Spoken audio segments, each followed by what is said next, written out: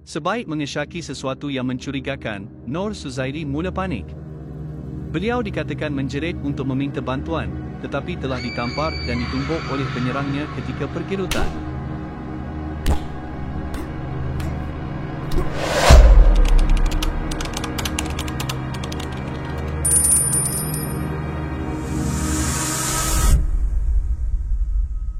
Noor Suzairi dilahirkan pada 9 Jun 1976 di Kangar, Perlis dan bekerja sebagai jurutera komputer di Kuala Lumpur.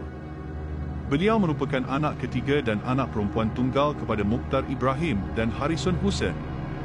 Beliau lebih dikenali sebagai Suzy dan merupakan anak yang paling manja dalam keluarganya. Beliau turut menjadi harapan ibu bapanya yang sanggup berbuat apa sahaja demi membiayai pelajarannya di United Kingdom, London.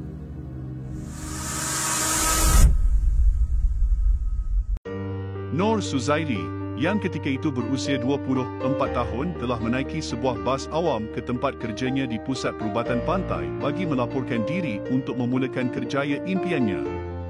Sebaik mengesyaki sesuatu yang mencurigakan, Noor Suzairi mula panik. Beliau dikatakan menjerit untuk meminta bantuan, tetapi telah ditampar dan ditumbuk oleh penyerangnya ketika pergelutan. Malang tidak berbau. Noor Suzairi telah dirogol dan diperlakukan dengan kejam di dalam sebuah bas ekspres oleh pemandunya, sekaligus meragut nyawanya. Selain dirogol dan diliwat, mangsa turut dipukul tanpa belas kasihan sehingga menyebabkan 44 kesan kecederaan pada tubuhnya. Mayat mangsa kemudian dicampakkan di sebuah kawasan perumahan di Bukit Tinggi, Klang, sebelum ditemui oleh pihak polis dan pakar sains forensik. Mayatnya dihantar ke Hospital Kuala Lumpur untuk dibedah siasat sebelum dituntut oleh keluarganya. Jenazah Allahyarhamah Noor Suzairi telah dikebumikan di tanah perkuburan di tempat kelahirannya di Kangar, Perlis, pada hari berikutnya.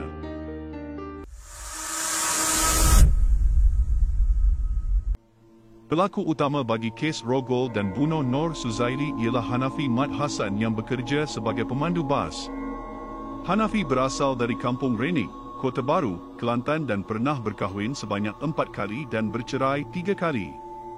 Beliau ditahan oleh pihak polis di Terminal Bas Klang 3 hari selepas kejadian. Hanafi yang ketika itu berusia 34 tahun didapati bersalah dan dihukum gantung oleh Mahkamah Tinggi Shah Alam pada 25 April 2002 kerana membunuh Noor Suzairi di antara lorong pegaga, Taman Kai Leong dan tapak pembinaan projek perumahan di Taman Bukit Tinggi, Klang, di antara jam 8.50 pagi hingga 9.15 pagi pada 7 Oktober 2000. Beliau juga menerima hukuman penjara 20 tahun dan 12 sebatan rotan atas tuduhan merogol mangsa. Hukuman penjara yang dikenakan itu adalah maksimum mengikut Seksyen 376 Kanun Keseksaan. Kes berkenaan mendapat liputan meluas sejak mayat Noor Suzairi ditemui dalam keadaan bogal dengan 44 kesan kecederaan di tepi jalan kawasan pembinaan Bukit Tinggi Klang pada petang hari yang sama. Hasil bedah siasat mendapati mangsa mati akibat dijerut.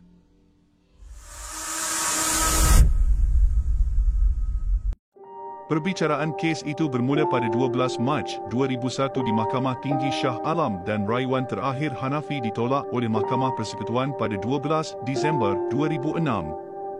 Berdasarkan dari fail polis di Raja Malaysia, Hanafi pernah terlibat dan dikehendaki bagi kes merogol yang melibatkan bekas isterinya di Mentakap, Pahang pada tahun 1988.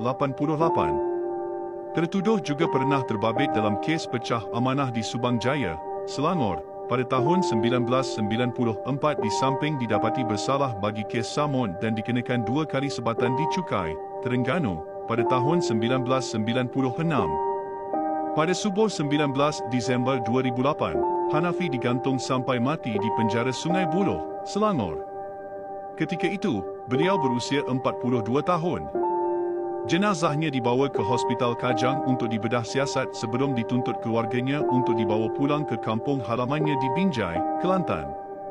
Jenazahnya dikebumikan di tanah perkuburan Kampung Kubur Datu, Binjai, kira-kira jam 6 petang.